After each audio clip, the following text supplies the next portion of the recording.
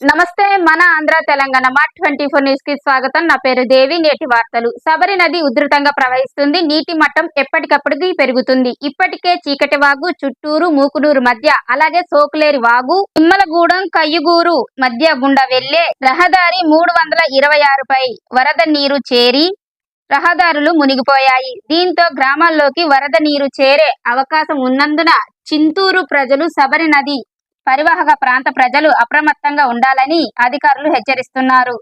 ఈ మేరకు గ్రామ పంచాయతీ, రెవెన్యూ శాఖ, పోలీస్ శాఖ చింతూరు ప్రజలకు విజ్ఞప్తి చేస్తున్నారు. ఉధృతంగా ప్రవహిస్తూ అంతకంతకు పెరుగుతూ ఇప్పటికే రహదారులను ముంచెత్తి